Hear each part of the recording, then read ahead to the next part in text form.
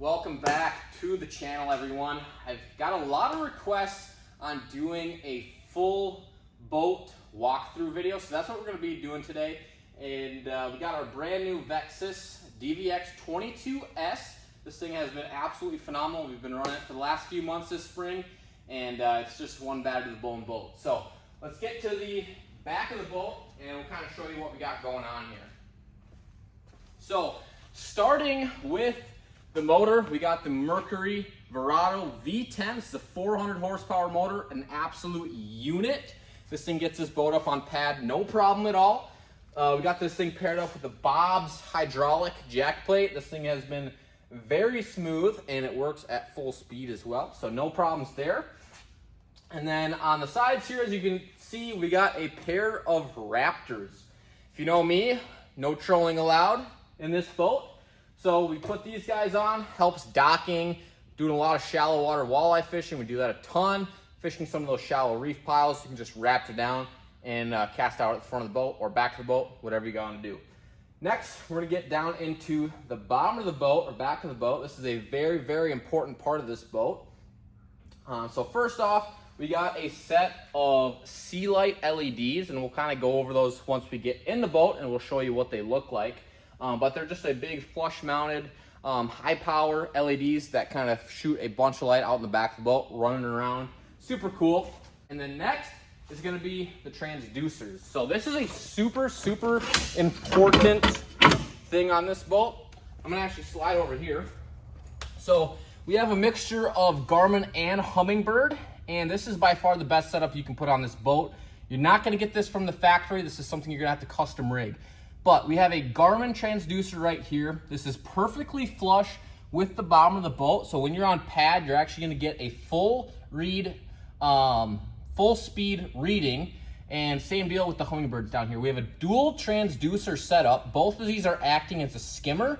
So same deal. This right here and that right there are completely flush with the water. So when we're on pad, we're getting just barely enough water where we can actually read side imaging going about 15 miles an hour on this boat. It's absolutely phenomenal. It's phenomenal for out in Green Bay when we're fishing massive sand flats. We can get on pad and we can actually side scan and mark fish going 15, even up to 20 miles an hour. It's pretty wild. But if you do that, you do need a proper left and a right transducer so you don't get any turbulence from the big motor. And another thing, obviously, having two transducers down there is if one ever goes out, you can take that one out and you still have a completely working boat. So that's an absolutely phenomenal thing to have done, and it does need to be done absolutely perfect or it's not going to work right. Next, we're going to get up into the boat and kind of give you a little tour of the inside, the electronics, the lighting, the stereo system, everything else, as well as kind of the storage layout of the boat. But before we do that, we're going to go over this guy right here. This is probably one of my most favorite features of this boat. This is the access panel that turns everything on. So we have the drain plug here. We have our 4-bank Minn Kota charger here. I added this right here. This is a 36-volt cutoff for the trolling motor. And then we have a dual bank control switch here. So this actually turns on two totally separate batteries on one switch. So you don't need two switches. It's absolutely phenomenal. One turns on just my just my starting. So if I want to just trim up my motor, anything like that, I can do that. And then I go to 1 and 2. It turns both banks on. That turns on pretty much my entire boat.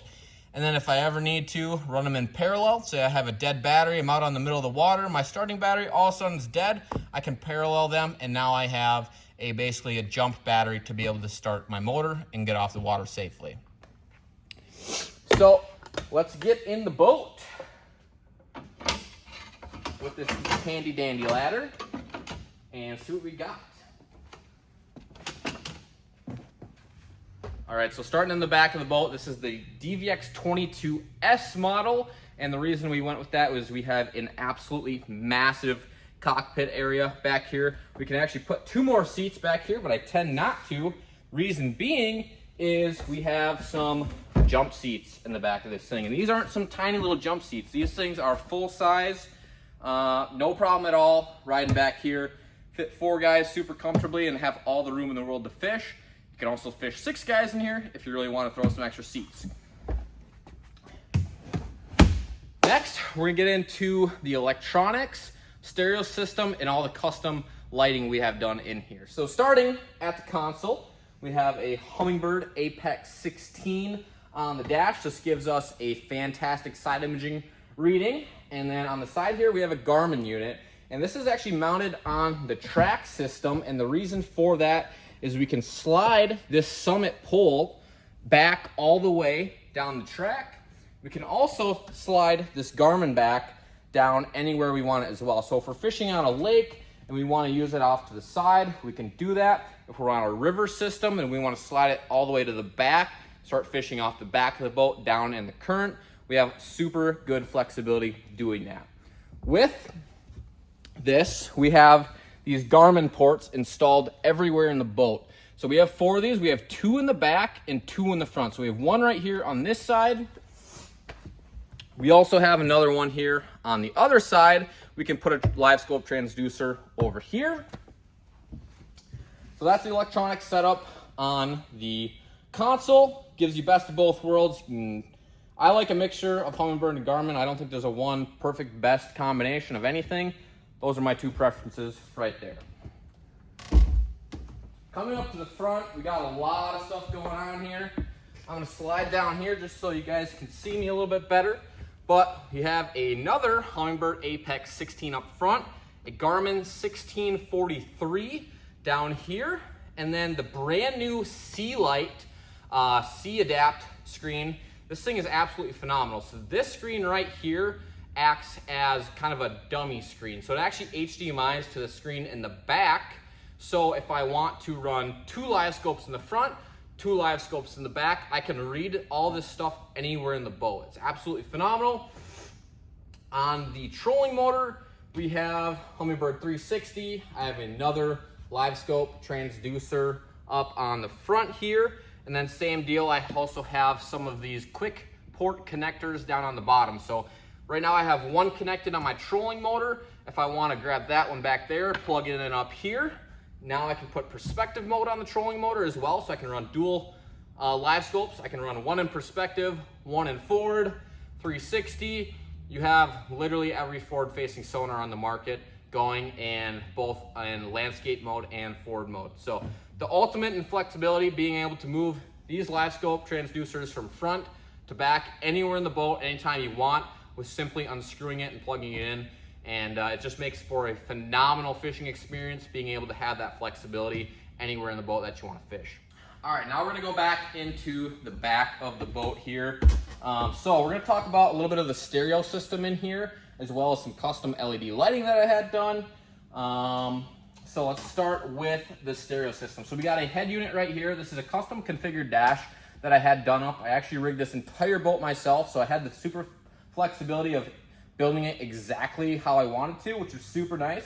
And some of these ideas were actually built off of Intune Marine's boat, so shout out to these guys. So we got the radio head here, my Merc monitor gauge, and then just the Vexus gauge here. Down below, starting with the stereo system, we got the radio head here. We have a 6-speaker system in here, plus a subwoofer. So we got a pair of 8-inch speakers in the front here. We got a 10-inch subwoofer. We got a pair of speakers in the back, as well as another pair of speakers in the front. All these speakers have custom LEDs hooked up to them as well. So I can flip the switch down here. Now all of my LEDs will light up on my speakers. On top of that, we had installed some custom C-Lite LED flush mount lighting. So you can kind of see right here throughout the boat, we have a handful of these guys. We got some in here, we got some on the back, some on the splash well, a few more up in front of the boat as well. These are actually tied directly into the Vexus factory LED lighting. So Vexus provides 1 strip of LEDs under this dash, as well as a little bit around the trolling motor foot pedal up there.